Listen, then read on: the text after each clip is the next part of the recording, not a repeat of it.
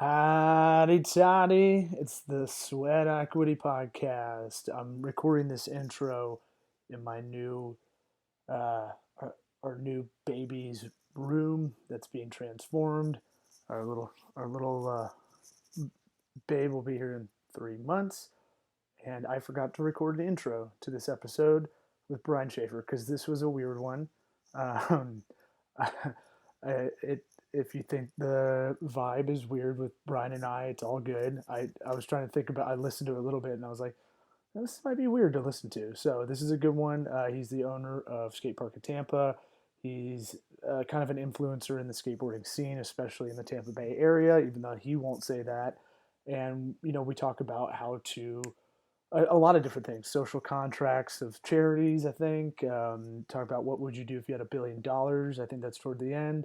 Um, how do you make it through the skateboarding industry, which you can be called a sellout if you want to make a buck. So I thought it was pretty interesting. I think I think this may have been his first podcast interview ever, and enjoy. We kept the seat for Caleb. We still miss him. We he you know we keep it like Seder. The chair is open for Caleb, just like Elijah. So whenever he comes back from his 8 week tour of working on his startup called the Scouting Block. So if you want to check it out, go to thescoutingblock.com. We'll make that the episode sponsor. And he basically, if you don't know what it is, if you haven't listened to any earlier episodes, he's basically filming little boys. Oh, wait, no, didn't mean to say it that way. He's going to high school games and getting badass HD video to be able to show recruits how good high school baseball players are. And so he's becoming a really great enterprise, and he's right in the middle of a dickload of tournaments. That's why he's out of the picture right now. So without further ado, we'll bring in Brian Schaefer, owner of Skate Park of Tampa, a board member of Boards for Bros, which is a charity that gives to kids that don't have any skateboarding gear. And kind of, we talk about that a lot in the beginning, where a lot of parents just dump their kids off, and that's going to be parenting for a lot of skateboarding kids. So enjoy, subscribe, rate, review, send us feedback, hit us up, good, bad, tell us. Let's do it.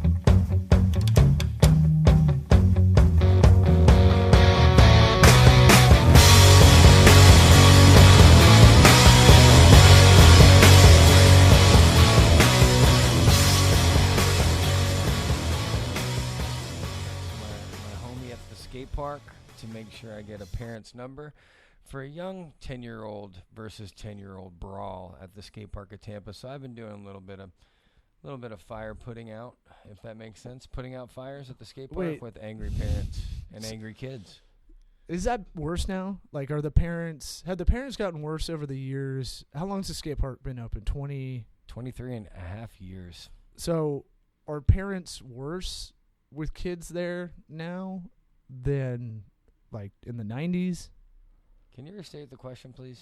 Or like I feel like there's more helicopter parents. I feel like back in the day you might not have to really deal with the parents in this case. Like, you basically have to deal with the kids, or like the kids on the spot, but the parents aren't going to try to get someone fired.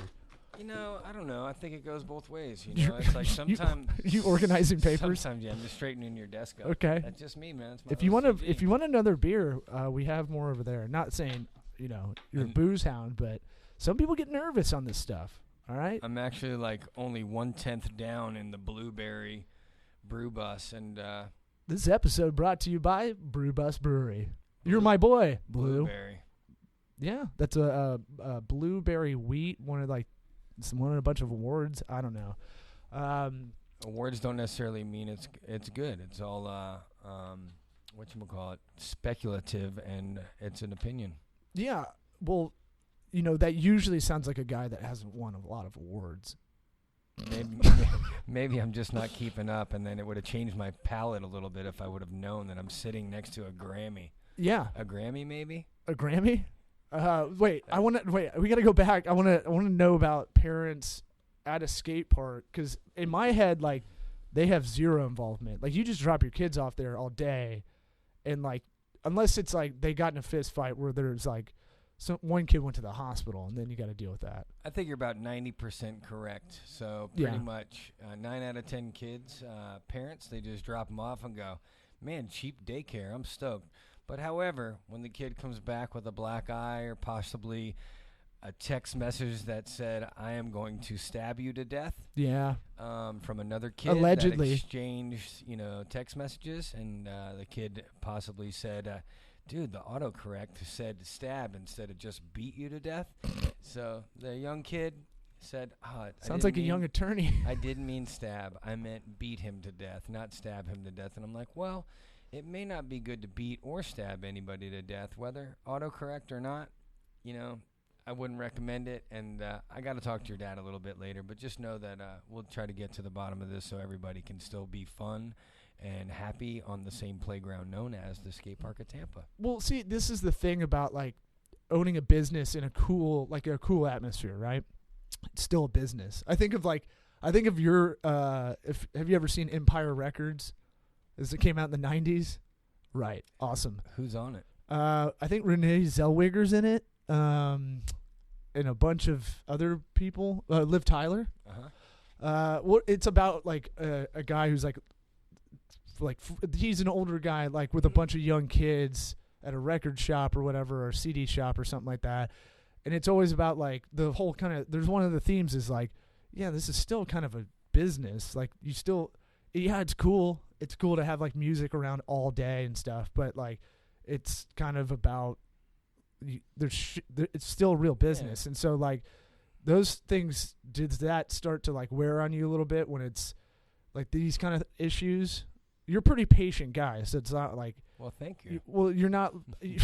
let's put it this way. You're not like a Woody Allen neurotic. How about that? Or unless you're playing it real cool. I'll take it as a compliment. Yeah. No, I'll do a CompuSalt. I'll start up with a good one and then kind of bring you back to normal. Is that why I had to pay to come in here to do this, so we get like the proper press, maybe? Yeah. So this is part of PR, man. Whatever it takes, man. We got to pay to keep it clean and tight. Yeah. Keep it tight.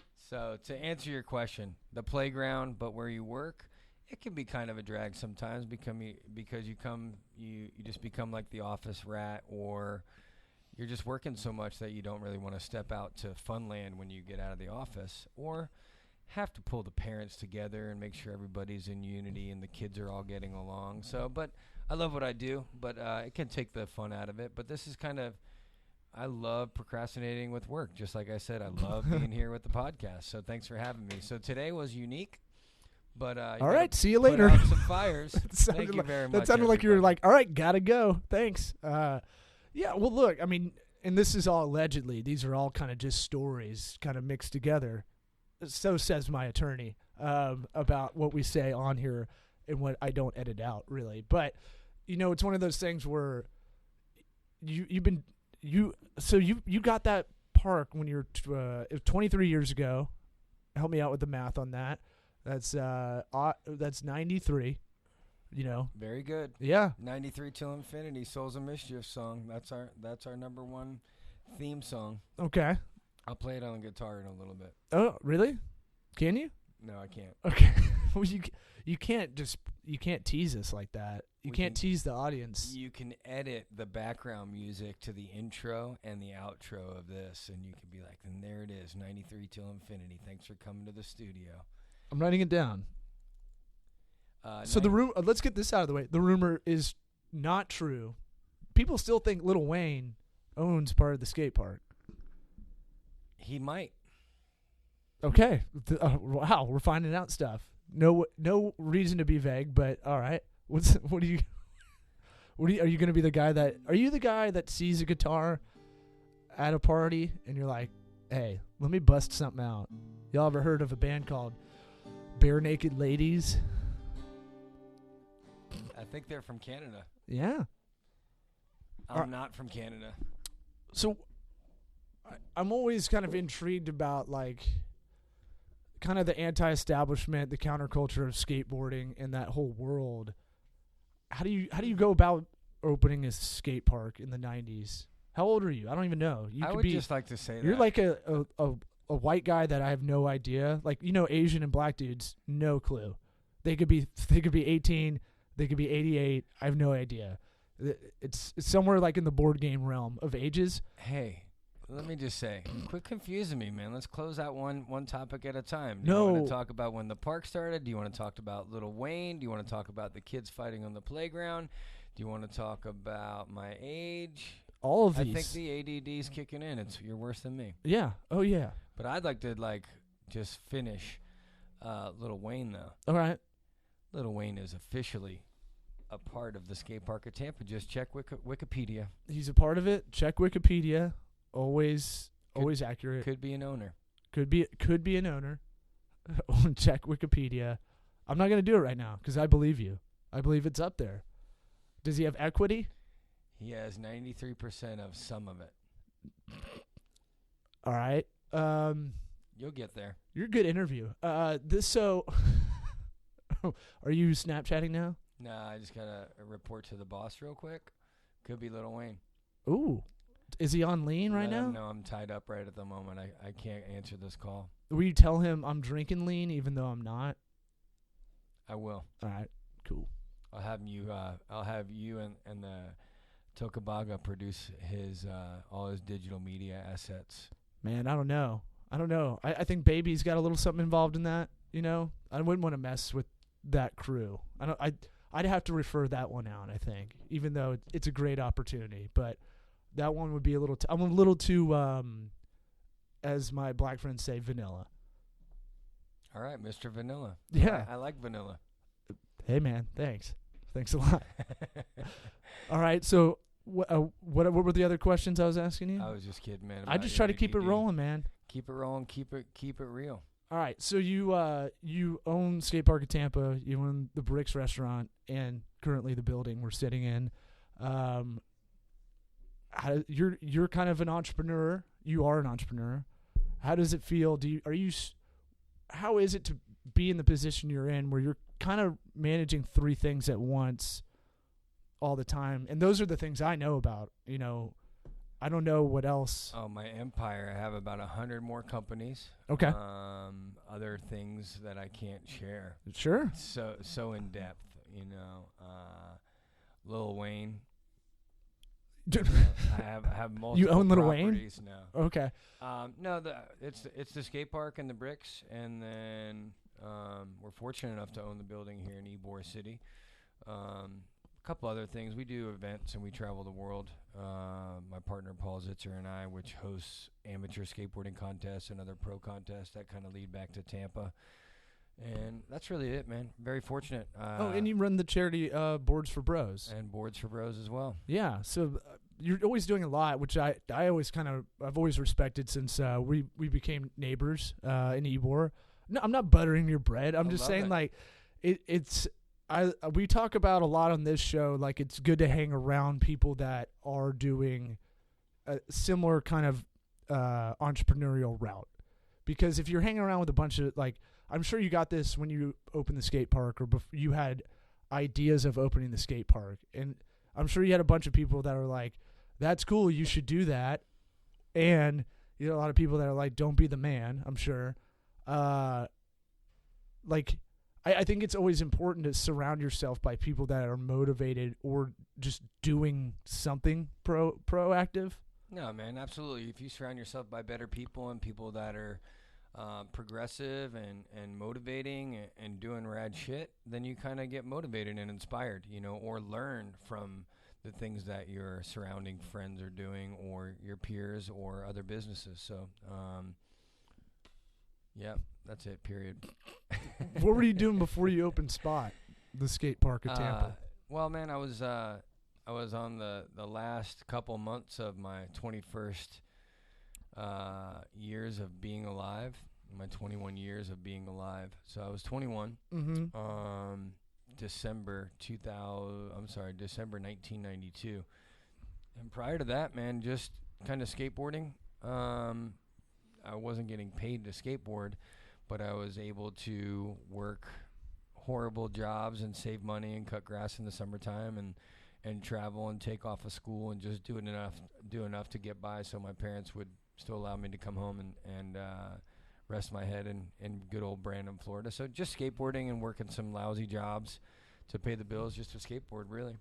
So did you kind of just go, I'll just open a skate park and I'll figure out the rest kind of stuff? Well, in 91 to 92, we had a private warehouse in Drew Park, Paul Zitzer's warehouse. It was actually a friend of mine that I met, in the early 90s that had moved down here that was, pursuing a skateboarding career, but he was going to school at USF, and his parents owned Phase 2 skate shop in Milwaukee. And they were like, hey, you're going down to school there. There's a vert scene. And then, the vert scene started dying out, so they loaned him a little bit of money to have a warehouse. So we had a private warehouse in Drew Park and had keys to the building. And we had a great place to skate for $50 a month. It only lasted, a year, because 20 derelicts at the ages of 17 to 20 couldn't afford $50 each to keep a private warehouse open and paying the rent, and not to mention the bums only almost burned down our warehouse. And then it was kind of a combo of no money, a little bit of violence in the neighborhood that kind of made us have to shut down the warehouse. And then we had a vert ramp sitting around, and just a thought of trying to put the vert ramp into a warehouse, live there, pay rent, and kind of make it like a skate park where you pay money to come in and use it like a roller skating park. And we saw somebody doing it out in San Jose, the San Jose skate park, and they were kind enough to let us kind of work there, kind of sort of just clean up there and skate for peanuts and in our summer of 92. And that kind of just gave us the concept that hey man, those guys are living there, working there, doing a skate park, we can do it as well. And that's what we set out to do. Unfortunately, we were able to find a landlord that was willing to work with us and give us the keys to the building that we're still in now 23 years later. Yeah, that's a lot of business. Is you look at something and you go, I can do that. We can figure this out. Even though sometimes it's better to be green in a lot of ways when you're younger, because you're just you've got a lot of energy, Yeah, no, yeah, you're smirking. No, man, it's the visuals don't come across on the pod, so I'm no, it's good, man. I'm looking directly across from you, and then we lock in and we're laughing, and it just the deer in the headlights when I'm trying to answer it, and you're going, wonder what he's gonna say next. The podcasts are awesome. I wish you guys could just have a video of us. You would just love it so much. Oh, that's coming. A great hair day today. Next time you're on the podcast, we will have the video set up. I can't wait to be back already. I'm already having the time of my life. Yeah, you sound like it. You definitely don't sound like a funeral director at all about this. But anyway, so a lot of business back in the day. 21, it's we're just gonna find a place to skate, place to put our warehouse, live in it, skate there, and charge admission, sell some skateboards, and hopefully it'll work out. And fortunately, being green and just having the ambition and the drive, I guess, and just luck, timing, industry, skate parks weren't around, vert scene wasn't around, and we had one of the only spots for the first few years because skate parks have kind of died off in the early 90s. So it just became an apartment for everybody from Canada to Pennsylvania, and we kind of worked it out as we went and started, a few contests that worked out through the industry and are somehow known now, I guess, around the world. Well, I feel I like the skateboard community because I feel like it's a lot like the comedian, community. You have all these people from everywhere else. Some people are really skilled. Some people have delusions of grandeur, but at the same time, they love that just being around it a lot of the time. And I feel like you become fast friends with a lot of people that you respect all over the country. I'm sure you have friends everywhere that you meet at pro-ams or whatever you're scouting out or anything around the country. Because if you're on Instagram, follow, what's the handle? Oh, it's at Brian Schaefer. Is that you have that, and he'll be giving the thumbs up, and sure. and But you become like you travel around a lot. When you were younger, I'm sure you did a lot more like just checking out these big festivals or tournaments. I'm not sure. Man. I mean, nomenclature. I mean, to kind of do the parallel as far as like the comedy world. I mean, it's a network. It's the underground network, hoping to make it and also meet friends along the way and build your careers and just build a universal network, from state to state, from city to city. So it's the same thing, man. Skateboarding is the same culture, and Well, I feel like a lot of guys I knew when I was into it in middle school, and I was around all that stuff. Was like, like a lot of the guys that were super into it, that was their place of refuge. Whereas a lot of comedians come from a fucked up place, and that comedy was always like their escape kind of thing. I feel like skateboarding has that kind of thing where you're younger, maybe parents are going through a divorce, something worse, and you just have to get out of the house. Like how we kind of started this, where it was like a lot of parents just drop off the kids and just like, peace, you're there. Yeah, man. It's definitely an outlet. It's an outlet to release some steam or just be an artist. It's your own thing. It's self-expression. It's fun. It's also the right amount of trouble if you can balance it out, just like anything else. I'm sure just like the comedy world. On the road, in little sweat boxes of, comedy, warehouses or stages that are just like maybe not in the greatest neighborhood because they can't afford the rent. Yep. It's the same thing with warehouses and skate shops, or skate warehouses, and very similar. What's weird is when last time I went there, you were nice enough to give us passes to oh God, I'm gonna butcher what the event was, but it was in November. Probably Tampa Am. Yes. And so we went, and what? I had a trigger memory. When you have some smells that kick back to something.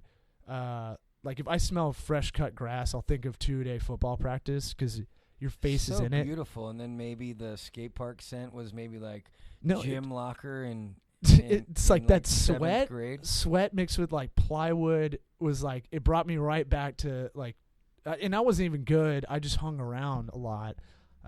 Brought me back to like those kind of days where it's like, you only really get that kind of sweat mixed with like old school plywoody kind of, unless it's Home Depot or Lowe's without AC, like you're not going to get that kind of like there's a good stench. I like it. Yeah, man, it's a staple skate park feel and smell. I know it very well. Yeah, is that something that's because I only know the ones that were around here in Florida. Is that kind of a universal kind of like that smell is signature?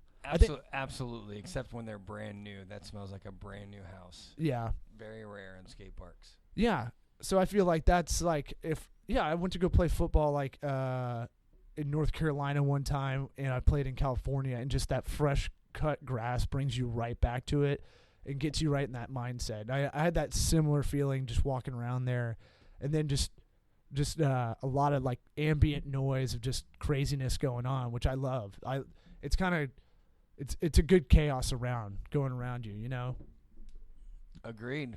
Let's cut some grass. Sorry, I just got taken back by a text. There's some unusual photos coming into my text box. Oh, anything we want to talk about? Because if you were gonna zone out on the text, I was gonna say the next smell, like old pussy, right? And then just see if you're turning around. But are we getting Well, let's keep it business. This is business. Are we? Is it? What kind of text are you getting? Are we getting Snapchats now? No Snapchat. I'm on Snapchat, but I don't use it. Does that count? Isn't it Chat Snap? Yeah, it's Chat Snap, Dad. That's what that's called, Chat Snap, Dad. What's that Chat Snap you're on? No, are you getting some sweetness? No, I got a text message from my boss and some photos. They're very beautiful. Your boss meaning? Just my boss. All right. We'll keep it at that. Back to business. Sure. I mean, like, where do you find yourself a lot of like? This show's about kind of like giving advice to people that want to do something entrepreneurial. Sure. Or, we talk about this a lot. This is kind of a common theme and a common conversation I have with my friends who are in their 20s and 30s is like, they don't know what they want to do, like, and you forget, like, while you went to the skate park business early on, you knew you loved it, right? That's all I knew. Well, I mean, like, but that's a good thing. That's a blessing in disguise in a way, No, right? absolutely, man. I mean, that was the drive and the passion, I mean, like, it wasn't something that was planned out. The skate park was just like, it was a survival technique. Then we wanted to skate, so it just turned into a career. So I call it, like, it's the best accident that I've ever had. Yeah, I mean, it's one of those things where I feel like 30% of my conversations with people I run into is like, yeah, man, I don't know what I want to do, and it's like they're miserable at whatever they're doing right now. And that's kind of a little bit of the reason we started this podcast, because it'd be like, well, it'd be fun to, like, just talk to people that are either finding their way or have done it and, kind of can give advice.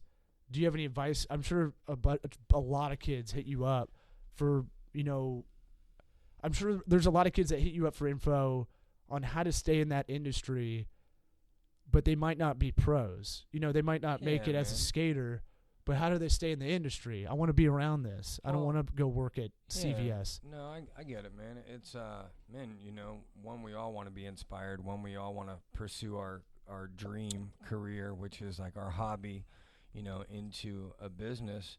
I mean, the basic advice just for anybody that I usually like to give is, like, if you can't make it as a pro athlete, right? Like, let's use football, since everybody knows it, more so than the world of skateboarding, but it's the same parallel. If you can't be, the quarterback or on the team, maybe you can be the sports therapist. Maybe you could be the psychiatrist for sports. Maybe you can be the coach. Maybe you could be the cheerleader. Maybe you can be the TV production guy that is filming sports, or an announcer, just like, us on the mics and you leading the podcast. So there's always ways to get involved in something you love, even if you can't be like the sports star, because without TV production, coaches, lifeguards, therapists, equipment, without all those elements, there's no football. You can't play football without shoes, socks, safety gear. So there's so many elements. Those are made by Tiny Hands in Malaysia. Yeah. Yes. But there's a lot of hands. There's a lot of little hands. People get paid to work with little hands all over the world. So you could be some of those little hands in some way. Just a part of the machine that actually makes everything work. What do you tell younger guys though?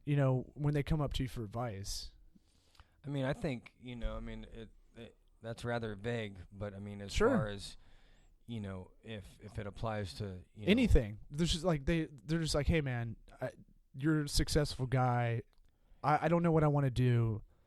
What would you tell them? Like, how do you figure that out? It changes year to year. Well, first is like, well, what part of skateboarding do you want to be a part of? I want to be a pro. So then you take it from there. So every conversation is always different based on the topic.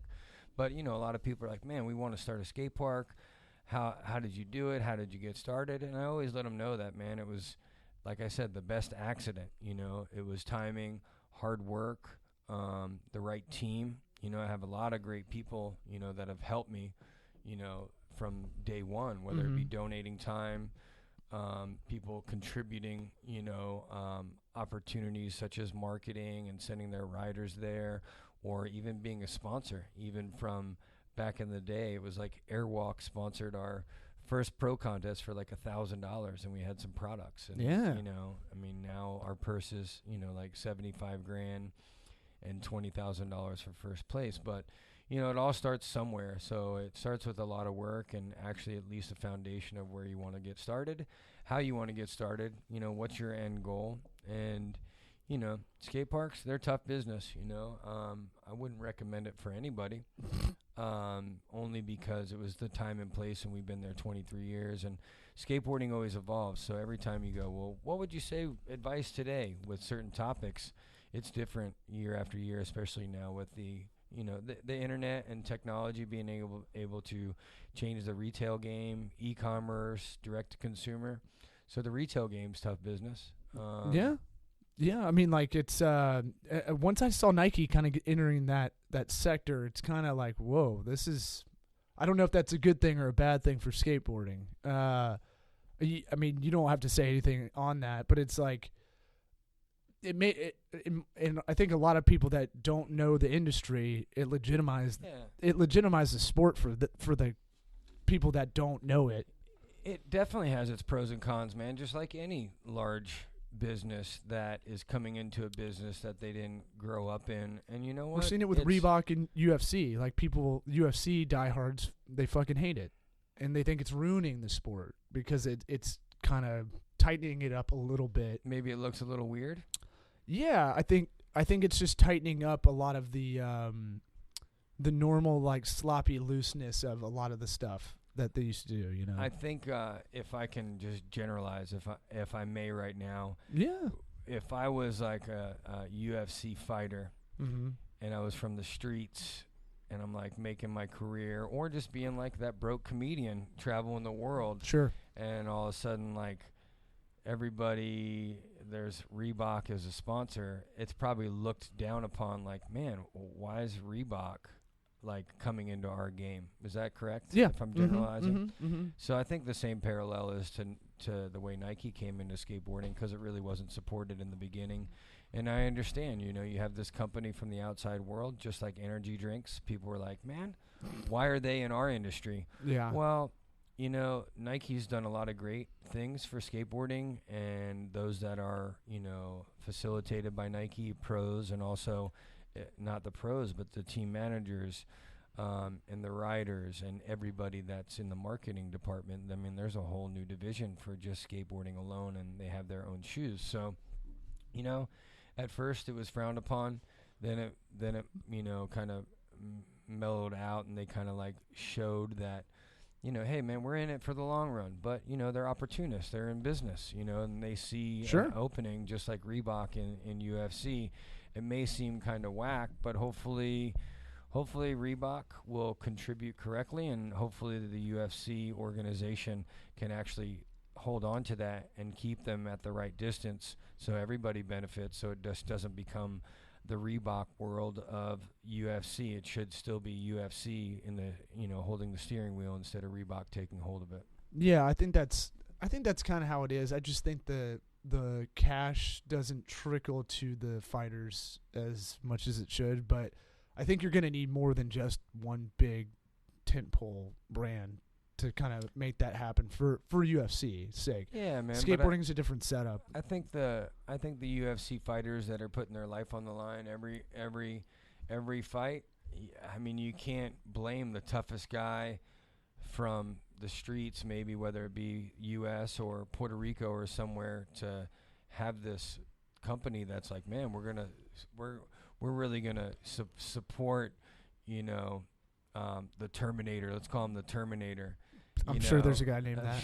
I don't follow that much. I like watching it, but it's like, so the Terminator, he comes out with a Reebok sponsor. He's got a red eye. That's why probably it's called looks the Terminator. weird at first, Mm-hmm. and next thing you know, at least he can pay for his like 6 or 7 babies around the world.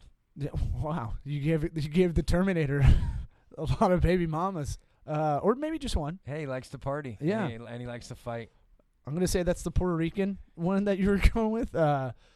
Just generalizing here.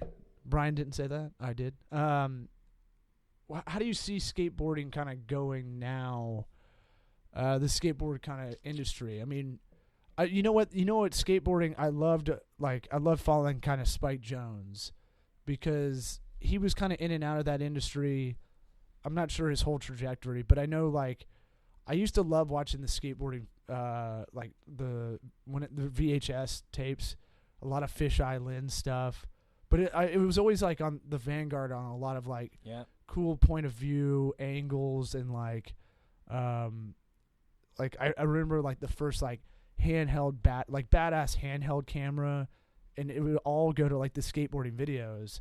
I feel like they were always on the forefront of that kind of stuff. Is there going to be something like virtual reality? That high 8 camera. Yeah. You know, man, Spike Jonze is still involved in skateboarding. Obviously producing some of the world's best movies. Yeah. Skateboarding will always be there. Skateboarding, art, culture, videography will always be at the forefront, Yeah. I think alternative lifestyles, skateboarding in general. But it's, skateboarding's a tough game these days. I think in the future right now, a lot of the bigger companies will or already have grabbed a hold of skateboarding, and a lot of the independent companies are having a hard time, competing with the marketing power such as Adidas, Nike, Converse, and other brands, So, but skateboarding will always be here. It'll be always at the forefront of all the coolest shit ever, no matter what. Okay, your face is perking up. I gotta wonder what that's about. I just think that no matter what, man, because I've been through, a lot of different turns in skateboarding. It's on a different turn right now with the larger companies, meaning corporate, if I may, kind of grabbing a hold of the wheel. Skateboarding brands are having a hard time because they don't have the marketing power. Yeah. As some of the big brands. And, I just smiled because it's just another turn in skateboarding that's challenging for a lot of the retailers out there. Mom and pop, brick and mortar, every mall has every product that's in our store or that's, available anywhere in the world, and it's a click away because everybody goes direct.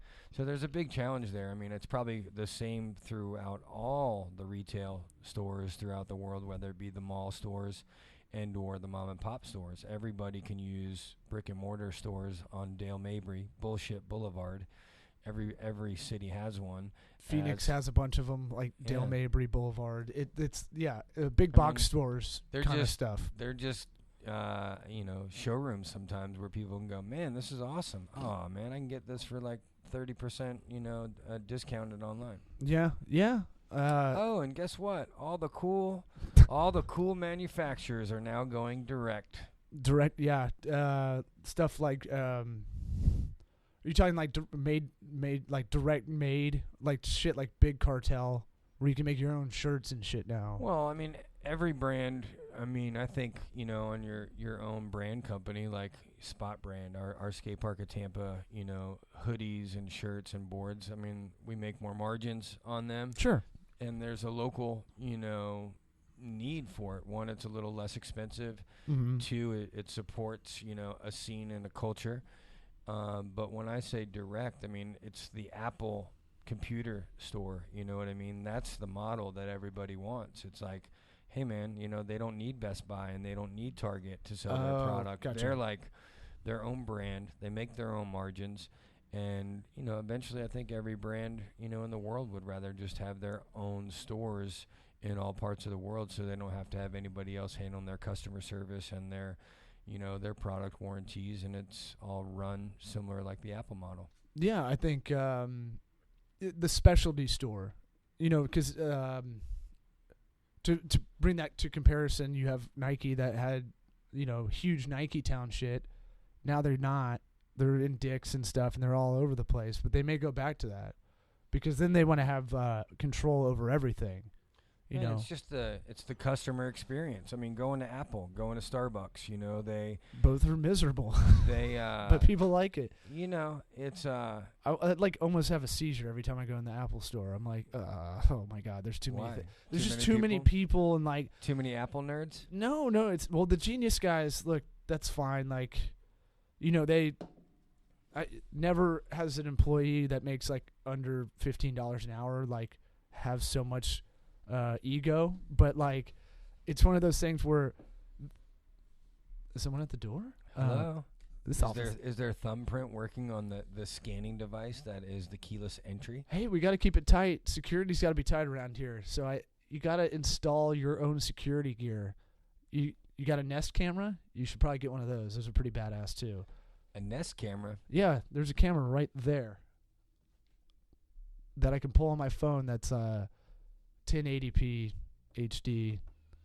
I can't wait to be live and video live on the next podcast. That one's security. So much fun. That one's for the for the people that come in here and think they can take a date in here or something. That's for the front door. Yeah, well, we've got recording at least 24 hours. Yeah. DVR.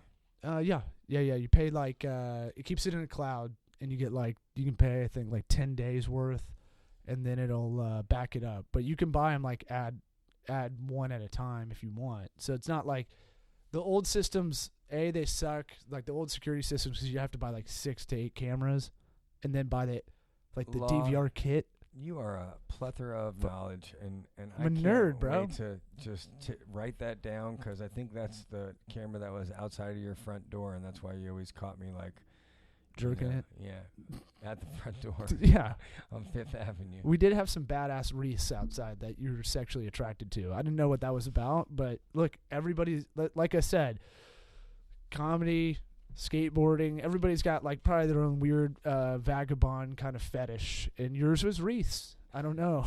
I don't know what this is about, man. Let's get weird. We should. Let's. Yeah, man. How are we going to save the world, Law? How are we going to make the most money and have the most fun?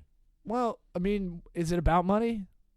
I think I talked to a lot of people, and you can't hijack this podcast. I'll let you interview me, so don't worry about that. But I feel like I don't know.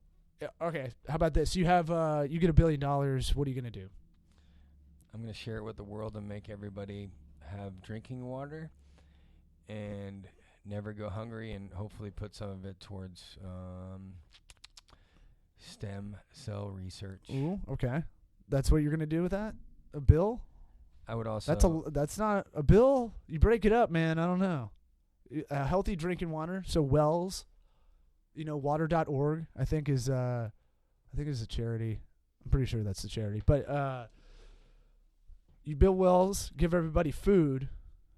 But now, what if you've given so much food out that it becomes counterproductive? What if you gave too much out, and now they're fighting over the food you gave? I think there would be a lesson attached to it, so people could understand the value, and it wasn't just an endless supply. So there was like maybe an educational process to possibly tie it back to social the value contract, of food, right? We're talking about social contract. I think about that a lot, because like I don't like anything that's given out kind of thing. I'm not like a staunch Republican or any of that shit, even though I'm wearing a tight Banana Republic shirt. But it's one of those things where I feel like you give stuff out sometimes and the value of it is zero. I'm sure you've had plenty of giveaways at either the Bricks restaurant downstairs or at Spot, and it's not, the value of it isn't seen as it should have been. You're dead on. Never give anything away for free. People will throw out the coupons at your door because they think it's either low value or people are attracted that shouldn't be there. Yeah. So we just saved the world. No coupons. No coupons. What a great idea. That's a good bumper sticker. Yeah, or tying an educational process to the free stuff. Well, I do think about, all right, if you give it a bill, I do think about like, okay, all right, so the Tampa Bay area, I love it. You grew up here. I grew up here. You grew up here, right? You were born here, correct? Yes? No? No, I was born in New York, but I've been here long enough, man. I've been here since 79. Yeah, that's longer than me. I was born 84. You're probably 84? Yeah. Holy shit, your forehead looks like you're way older than me. Oh, I know. That's the Smith forehead. That's what I'm doing is I'm holding on to, we have a Peyton Manning forehead. I'm holding on to long hair, but it's also receding at the same time. So it's a tight look. Hey, the wife likes it. So it looks like a lion's mane if the lion had Down syndrome, as my friend Brendan T. Gleason says. What I always look at is like, why is Seattle so smart and this area is not as smart as Seattle, Tacoma? That metropolitan area is the same size. Tampa Bay is the same size. We have a transient population, but why is innovation coming out of that area and not here as much? Why is Boeing, Microsoft, Amazon, Porch.com? I ran out of things, but why is that area so rich in education and this is not? And I kind of think about that a lot. That's kind of the thing. If the music's not on the car, or I'm not listening to a podcast for 20 minutes in the car, and I'm just driving around, I don't know. That kind of occupies my mind. Maybe all the people that were assisting in the .com era in San Francisco was like, man, it failed here. It's getting expensive now. Let's go, Portland or Washington. They all resided, and a whole bunch of people got together, and now that's why it's so smart, because they put their efforts that helped that movement in, I'd say, the late 90s, the .com era. Maybe they all just got there and they got smart and stayed indoors because there's too much rain up there, and then did a lot of work. There's more rain. We looked this up because I toured with a guy from Seattle. He loves Seattle. I did a stand-up tour with a guy from Seattle. It rains, it doesn't rain as much in Seattle, technically, as we think. It's just overcast as shit all the time. It was like Panama City, Florida was number one. And Really? Yeah. Panama's number one where it rains the most? At the time, so this is 6 years ago. But it was one of those things where Seattle wasn't even top 5. I could look it up right now. But blame it on El Nino. It always changes. Sure. And people make it up. Never or always trust the weather reporter. Never or always? No, always. Okay. Just kidding. I don't a hurricane hasn't hit Tampa, and it's always been projected. What about that? Let's make that. Let's make a hurricane movie. I thought about that too. A hurricane party movie. Oh, man, it could be the next big hit, like what was the earthquake movie? San Andreas? Yeah. Is that good? I didn't see that. I have free HBO for a year, and I just saw a bit of it, but it's The Rock's in That's there. a humble brag, but all right.